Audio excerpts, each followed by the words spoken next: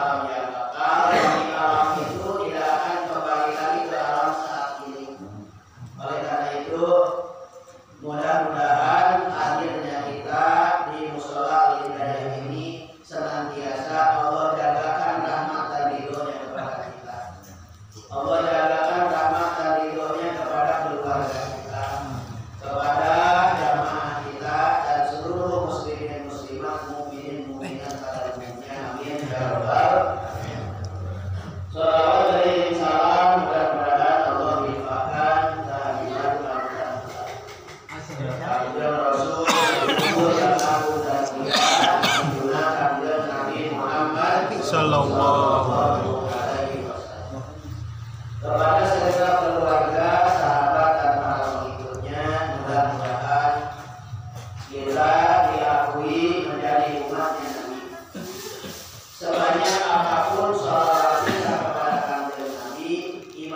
kita boleh bakti kanjeng Nabi, tapi kalau kita tidak diakui sebagai umatnya, maka sia-sia kita.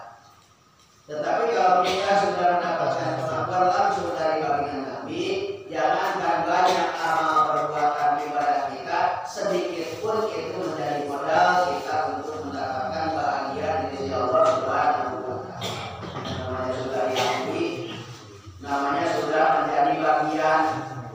Kalau kita diakui sebagai umatnya, kalau kita diakui menjadi bagian dari kekasihnya, mudah-mudahan nanti di yaumul kiamat kita akan mendapatkan pertolongan kanjeng Nabi dengan syafaat umatnya. Amin ya Allah ya Rabbal alamin. Bapak Ibu yang dirahmati oleh Allah, walaupun waktu kita saat kita terbatas karena hanya terbatas dari pada maghrib hingga isya, itu kan katanya ya, tapi yang enggak lama, yang sedikit ini justru mudah-mudahan menjadi bagian yang besar. Yang sedikit mudah-mudahan menjadi bagian yang banyak menurut Allah Subhanahu wa Ta'ala.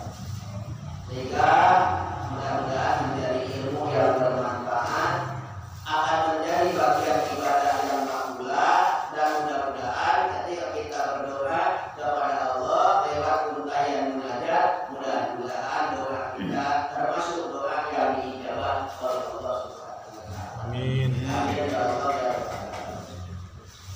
Setidaknya malam hari ini kita bersyukur dan berbangga hati karena kita bisa bertemu saat ini. Alhamdulillah. Baik, mohon maaf sebelum kita hadir. Dari pagi ke berarti pulang sampai jam setengah 12 belum nyampe rumah. Alhamdulillah. Kalau badan sudah bisa dari 7, saya malam udah hadir aja. Cuma sayangnya badan satu tetap masih satu. Itu saya bisa Ustaz. Kenapa? Bisa. Fotokopi. Ya. Ya Allah. Terwek jadi loh. Setiap kebaikan ini pengen kita hadirkan Pak Ridho ya. Jadi ada kebaikan di Parung hadir, ada kebaikan di Ciputat hadir, ada kebaikan di Pakuan hadir, ada di Pondok Benda hadir, ada kebaikan di Begabaru hadir, ada kebaikan di tempat kita hadir. Tapi semuanya diri kita itu semua dalam waktu yang sama. Dalam waktu yang biasa. Kata Pak Teddy mah udah bisa olahraga. Itu olahraga memisahkan badan. Wah, ini luar biasa, walinya Allah yang begini. Kita mah baru pengen hadir, pengen ada, pengen serta, pengen ikut gitu. Cuma biasanya tapi ada satu kebanggaan kita bahwa ketika kita tidak bisa hadir, tapi merencanakan untuk bisa bersama, tapi menyampaikan niatul mukmini khairun min amalihi. Niat baik seorang mukmin itu lebih baik daripada amalnya. Maksudnya adalah setiap niat baik bagi seorang mukmin sebelum melakukannya, sebelum bisa melaksanakannya, itu sudah dicatat oleh Allah Subhanahu wa Ta'ala sebagai amin ya Rabbal alamin. Pokoknya biar nggak bisa hadir, niatnya mau hadir aja. Walaupun pada akhirnya nggak bisa hadir. Bapak Ibu yang dirahmati oleh Allah, supaya kopi dan baru dingin silakan minum dulu. Kalau sebetulnya nih kita berkah di malam hari ini ya. Ini ada yang didatangkan dari Arab Saudi. Kurma nih. Kalau ini mau dari kita. Kalau ini nih jauh juga nih dari kampung saya di Ciamis. Teng-teng. Ada jeruk, kalau jeruk gimana? Teng-teng. Jeruk Medan itu Teng-teng. Teng-teng.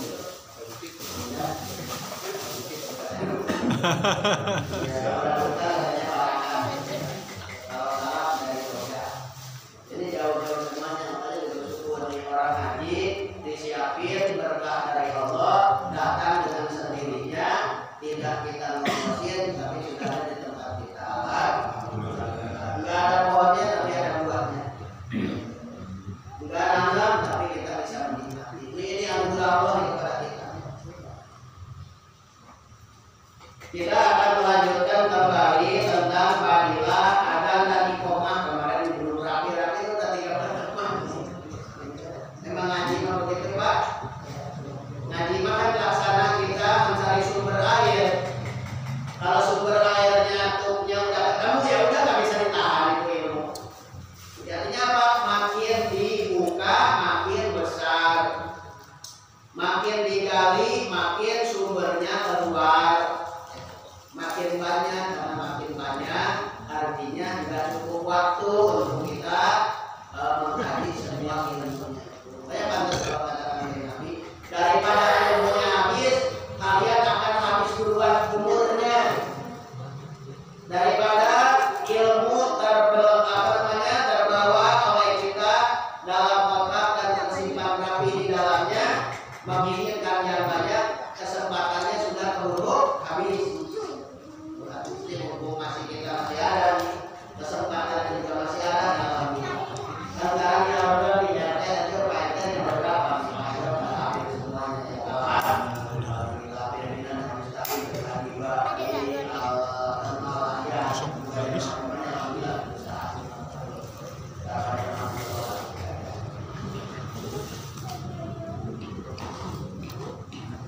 Fadilah ada yang kemarin yang pertama adalah kalau ingin mendapatkan fadilah keutamaan adzan dan iqamah, pertama harus tahu jadwal waktu sholat. Yang kedua menjaga waktu itu dan memperhatikan yang lain dengan tujuan adzan kita agar tidak menjadi penyakit dan rasa sakit bagi yang lain. Artinya mau adzan tapi tidak menyakiti yang lain dengan tujuan adzan kita. Yang ketiga, kita harus ikhlas, kita harus rela karena kebiasaan kita suka adzan, suka iqamah di tempat kita atau di satu tempat ketika ada orang lain yang mengadamkan atau mengiqamahkan di masjid atau di mushola tempat itu ketika kita tidak ada hadir.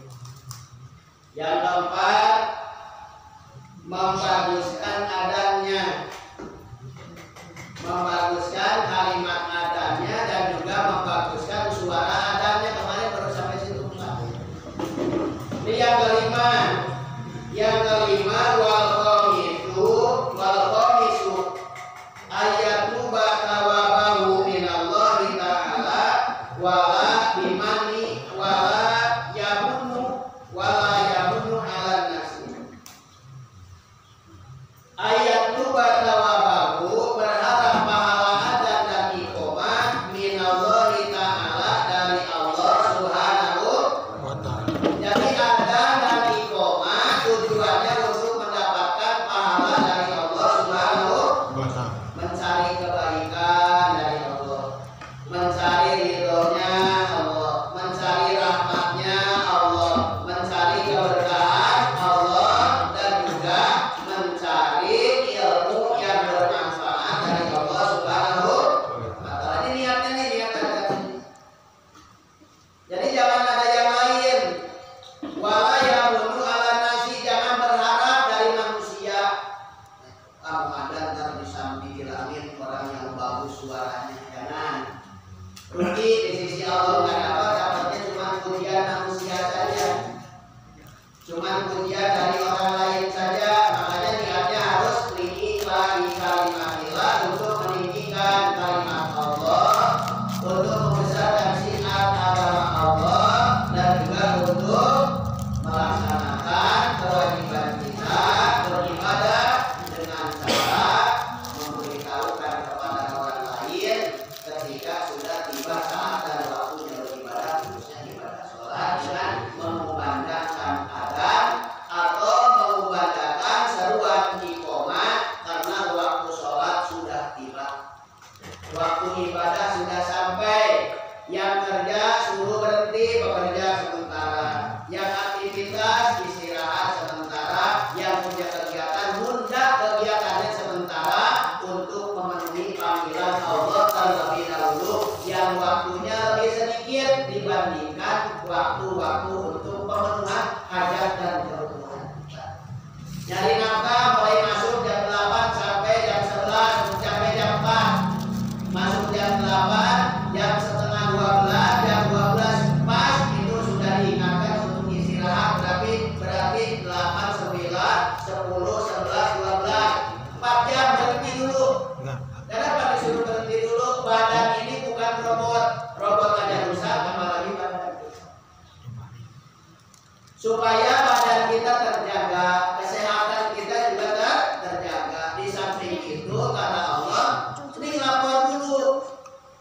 Sampaikan dulu apa yang telah engkau nikmati dari rahmatku, dari nikmatku, dari mulai jam 8 kamu masuk di tempat kerja, di tempat aktivitas sampai jam 11:12. Artinya apa? Bentuknya adalah satu sebagai bentuk kewajiban ibadah dan dalam bentuk kewajiban kita bersyukur kepada alhamdulillah ya Allah, dari jam 8 sampai jam 12 ini engkau kasih kesehatan. Alhamdulillah. Terima kasih ya Allah, dari jam 8 sampai jam 12 ini engkau telah kasih aku kekuatan. Tuh dikuatkan oleh Allah bisa bekerja. Siapa yang ngasih kekuatan kita mampu bekerja? Allah, bukan yang lain. Nah kalau pribadi manusia sendiri yang mampu memberikan kekuatan, saya yakin orang-orang yang sakit di rumah sakit itu pengen nyembuhin dirinya sendiri. Nggak usah ada rumah sakit, nggak usah ada dokter, nggak usah ada tempat perawatan kesehatan, nggak usah ada alat medis dan juga orang yang ahli di dalam medis, nggak usah. Kenapa? Masing-masing punya kemampuan untuk menyehatkan dan menyembuhkan sakit pribadi. Betul kan? Cuma karena nggak ada dan itu Allah yang punya, makanya diserahkan semuanya hanya kepada Allah. Ketika dibagi, alhamdulillah, alhamdulillah, Rabbil diberikan kemampuan, diberikan kekuatan. Semuanya itu adalah kita yakini di dalam hati, di dalam tingkat keyakinan bahwa itu adalah pemberian mutlak dari Allah. Ya Allah, ini anugerahmu ya Allah. Ya Allah, ini kekuatan yang Engkau berikan kepadaku. Kalau Engkau tidak kasih ini kekuatan, aku nggak sanggup apa. Nah dari situlah timbul rasa hati diberi rezeki dan nikmat oleh Allah. Meyakini bahwa apa yang Allah berikan kepada kita itu mutlak adalah hakikat yang besar buat kita. Jadi tangan bisa bergerak, bergeraknya karena Allah. Mata mengerti-mengertinya karena Allah. Telinga mendengar, bisa mendengar karena Allah. Mulut bisa berbicara, keluar suara bisa berbicara, itu pun karena Allah. Semua gerak dari ujung rambut sampai ke telapak kaki itu semuanya adalah gerakan-gerakan yang Allah beri kepada kita. Nah ketika bergerak semuanya alhamdulillah. Syukur kita kepada Allah ucapannya adalah alhamdulillah. Pertama kali adalah alhamdulillah, kedua mengiringi alhamdulillah itu dengan sebanyak-banyaknya amal kebaikan, sebanyak-banyaknya amal soleh yang bisa diangkat untuk dikerjakan. Panggilan adzan penuhi sholatnya, panggilan pengajian ikuti ngajinya, panggilan kebaikan duduk bersama di majelis kebaikan. Ini alhamdulillah luar biasa Pak. Kalau ini berapa orang? Kita nggak bisa ngikutin banyak. Penuh nih. Udah musola kita ini besok harus ditingkat lagi nih. Karena juga lemah. Ini baru sekarang juga lemah, besok lebih banyak lagi. Amin. Jadi mencari ridho Allah, mencari pahala dari Allah, mencari kebaikan dari Allah, mencari balasan dari Allah. Jadi serahkan apa yang kita lakukan dari mengumandangkan adzan, niat kita adalah untuk mendapatkan balasan dari Allah. Jadi balasannya jangan dari manusia, wala yakunu ala nasi, jangan berharap dari manusia. Kenapa? Manusia mah balasannya terbatas. Pertama kali balasannya bagus. Besok kan bagus itu nggak selamanya bagus. Bisa nanti berkurang. Besok lagi bukan berarti lebih bagus lagi. Boleh jadi lebih berkurang. Tapi boleh jadi bertambah bagus. Jadi kalau manusia, kalau makhluk itu selalu berubah. Tapi kalau Allah tidak akan pernah berubah. Yang berapa Pak? Kayaknya apa nih? Seragam banget jangan lupa berapa ini.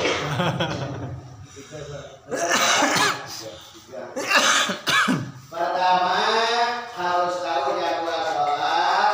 Dua, menjaga kebaikan yang lain, tidak menyakiti kepada yang lain. Kemudian yang ketiga, kalau yang biasa ada, kita biasa ada, biasa iqomah, kemudian tidak bisa hadir, jangan marah, jangan merasa tersakiti karena ada orang lain yang ada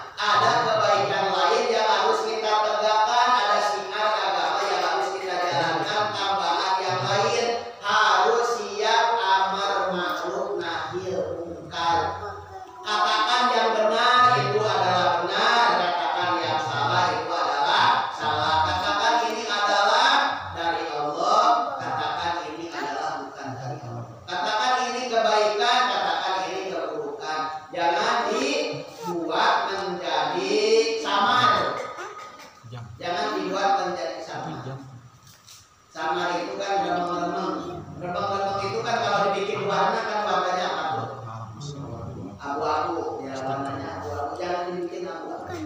Jelas. Dibikin jelas warnanya. Jadi jelas kebaikannya, jelas kalau itu akidah ini akidahnya, kalau ini Al-Quran ini jelas Qurannya, kalau ini keterangan sunnah ini adalah sunnahnya. Jadi bicara baik walaupun pahit, kulil haqqo walau kana murran. Katakan yang benar dan hak itu walaupun pahit dan sakit atau berat untuk mengatakan.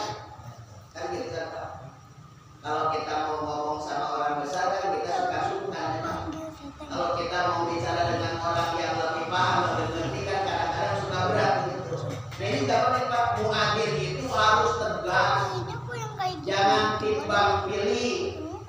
Pokoknya asal baik katakan itu baik, asal itu benar katakan itu benar. Lil ghina wal fakir, kepada orang kaya ataupun kepada orang miskin. Artinya apa?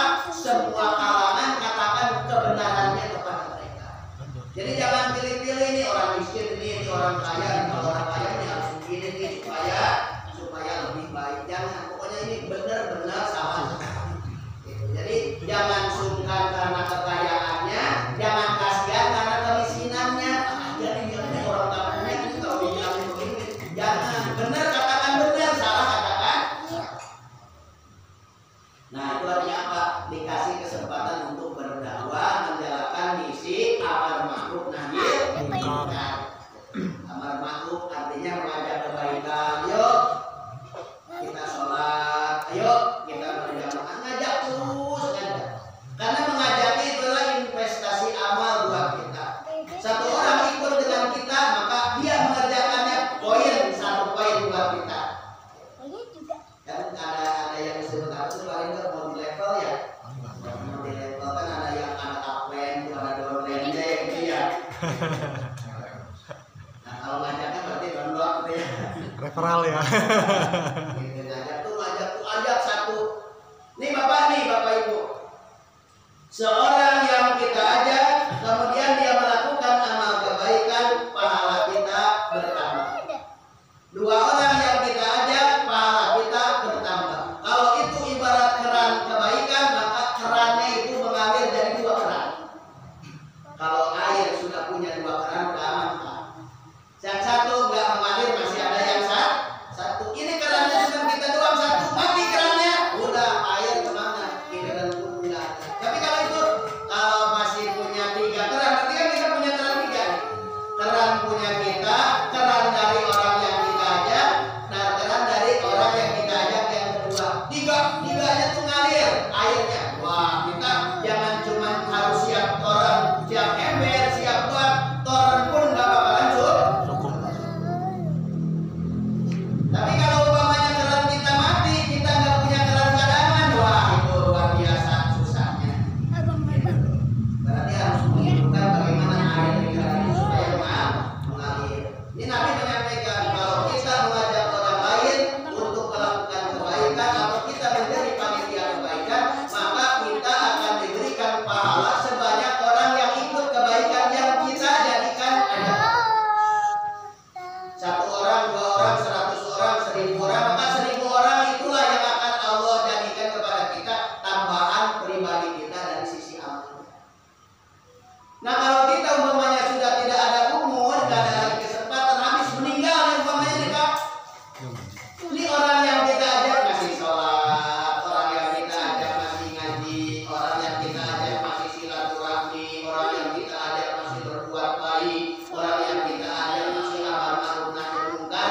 Kita enggak melakukan, tetap keran kebaikannya ngalir kepada kita. Amin ya rabbal alamin. Nih, Bapak udah ada berapa? Masing-masing udah ada berapa nih?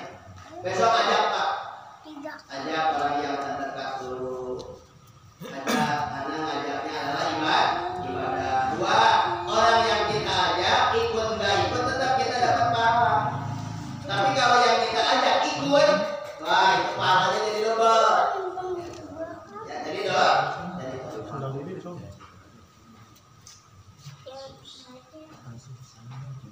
Jadi melaksanakan amar ma'ruf nahi munkar, amar ma'ruf menjalankan, mengajak kepada kebaikan. Nahi munkar itu mencegah daripada keburukan. bukan.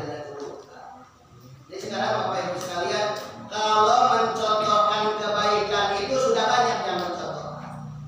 Rukun iman ada 6, rukun Islam ada 5. Ini supaya selamat begini, supaya enggak celaka begini. Ini rukunnya sholat begini. Ini syaratnya sholat begini. Ini yang membatalkan sholat begini. Cuman yang menjadi contoh sholat itu yang sedikit. Jadi yang mengajarnya sudah banyak, yang mencontohkan sudah banyak, tapi yang mempraktekkan, yang menjadi contoh sholatnya masih sedikit. Nah inilah kita harus jadi contoh-contoh itu. Insya Allah. Kata Nabi, sholat berjamaah itu baik. Udah kita kerjakan. Katakan yang Nabi menuntut ilmu itu baik dan jadi amalia kebaikan, ayo kita kerjakan. Jadi kita duduk mengajar tapi kita sendiri duduk. Jadi jangan kita mengajar tapi kita enggak ikut duduk. Nah kalau ini kan udah enak juga kita ngajak, kemudian duduk bareng, karena kalau bareng itu nikmatnya luar biasa.